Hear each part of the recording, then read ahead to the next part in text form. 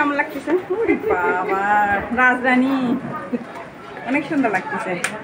বসো না কি বড় খাবার? হ্যাঁ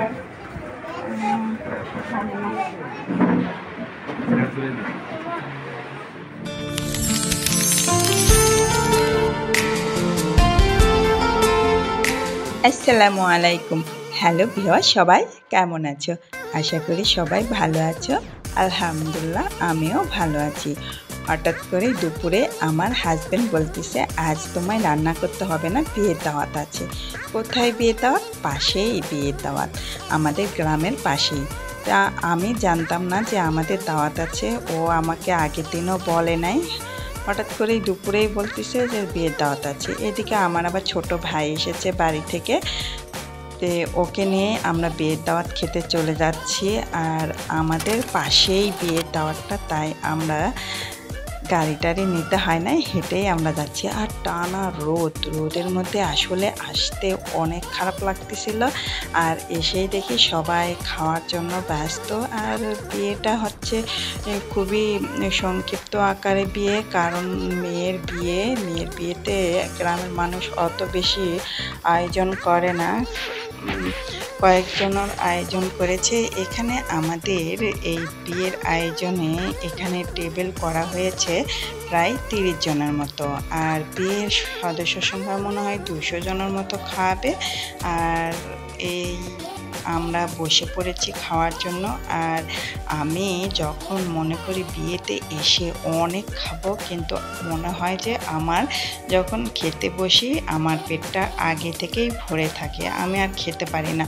আমার মন চায় যে আমি কপ কপ করে খালি খেতেই থাকবো। আর আমি বেশিরভাগ বিয়ে খেতে আসলে ভাত বেশি খাই না, আমি বেশি গোস্তটাই খাওয়ার চেষ্টা করি। কারণ বাড়িতে একটু কৃপণতা করে গোস্ত খেতে হয়, কারণ একটু গোস্ত রান্না করি, সেটা আবার মনে করো আমার ছেলেটা আবার সবসময় গোস্ত পাগল, ওকে গোস্ত দিতে হয়, ওর দিকে তাকায় আমার বেশি গোস্ত খাওয়া হয় না। তাই আমি বিয়ে টিয়ে দাওয়াত পাইলে বেশি করে গোস্ত খাওয়ার চেষ্টা করি। কিন্তু আল্লাহর রহমতে এখানে গোস্ত অনেক দিয়েছে, কিন্তু গরমের কারণে আমি খেতে পারতেছি না, প্রচুর গরম। এদিকে আবার কারেন্টও চলে গিয়েছে, তার জন্য খাওয়া দাওয়া একটু প্রবলেম হয়ে দাঁড়াচ্ছে। আর যতই চেষ্টা করতেছি বেশি খাওয়ার, কিন্তু বেশি খেতে পারতেছি না, কারণ প্রচুর গরম। এত গরমে কি খাওয়া যায়? তারপরে যেটুকু পারলাম ওটুকুই খেয়ে ফেলে দিলাম। আর খাওয়া শেষ না হতেই আমাদেরকে দই দিয়ে গিয়েছে। দই দেওয়া দেখে আমার মনটা খারাপ হয়ে গেল, আমি আরেকটু খাইতে চাইলাম, কিন্তু দইয়ের কারণে আমি আর খেতে পারলাম না। যেটুকু খাইলাম ওটুকু খেয়ে উঠে পড়তে হলো, কারণ দই দিলে তো আর বেশি খাওয়া যায় না। আর আমরা তাড়াতাড়ি করে খাওয়া শেষ করে আর একটা ব্যাচ বসবে, কারণ এখানে খাওয়া দাওয়া আমাদের প্রায় কমপ্লিট। আমি আবার ভাবলাম যে খাওয়াটা যেহেতু শেষ, আমি একটু বিয়ের ঘরে থেকে একটু দেখে আসি। বর না দেখলে কি হয়, বিয়ে খেতে এসলাম আর বউ দেখলাম না, এটা আবার কেমন কথা। তাই আমি বউ দেখার জন্য ঘরে চলে আসলাম। আর বউ দেখে এসে বরের খাবারটা খাচ্ছে। আর আমাদের এই গ্রামে প্রথা আছে, বর এঁটো করে দিবে, সে এঁটোটা বউ বসে বসে খাবে। তে আমি দেখলাম যে বউ এসে একটু একটু করে বরের এঁটোগুলো খাচ্ছে। আমার দেখে খুব খারাপই লাগলো, কারণ বরের এঁটো খেতে হবে, এটা আবার কেমন কথা? আমার আবার এসব পছন্দ না ভাই, বরের এঁটো খাইতে হবে। ভালোবাসা থাকলে এমনিতেই হবে, এঁটো খেয়ে ভালোবাসা তৈরি করতে হবে না। আর এদিকে বইয়ের একটু পাপড়িটা খুলে গিয়েছে, আমি আবার বললাম তোমার পাপড়িটা খুলে গেছে, সে আবার পাপড়িটা ঠিক করে নিল। আর গ্রামের মেয়েরা অত পার্লার বোঝে না ভাই, এটা রিয়েল চেহারা, রিয়েল সাজগোজ। কারণ গ্রামের মেয়েরা পার্লারে যাওয়া তো পছন্দ করে না।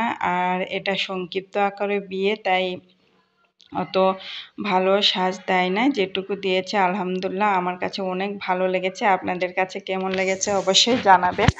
আর আমি এদিকে আবার বর দেখার জন্য চলে আসলাম। বর দেখতে এসে তো আমি পেরেশান, সব ছেলে মানুষ এখানে বসে আছে, একটা মেয়ে মানুষ নাই। নিজেকে একটু সংকোচ বোধ হচ্ছিল, তারপরেও এসে দেখলাম যে বরের বিয়ের সম্পূর্ণ লেখালেখি হচ্ছে, তাই আমি আবার দেখে তাড়াতাড়ি করে চলে আসলাম, কারণ এখানে কোনো মেয়ে মানুষ নেই, দাঁড়ানোর মতো কোনো পরিস্থিতি নাই, তাই আবার চলে আসলাম। আর এখন আমি বাড়িতে চলে যাব ভাই, প্রচুর গরম।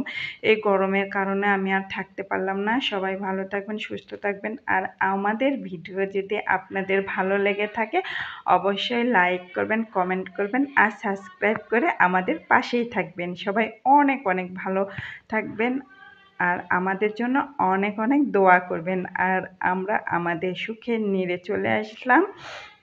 এটা হচ্ছে আমার সুখের নীড়। যেখানে আমি যাই না কেন আমার বাড়ি ছাড়া আমার কোনো কিছুই ভালো লাগে না। আমি বাড়িতে আসলে মনে হয় দুনিয়ার শান্তি সব আমার কাছে। আমি এখন বাবার বাড়িতে গেলেও ভালো লাগে না। সবাই ভালো থাকবেন, সুস্থ থাকবেন আর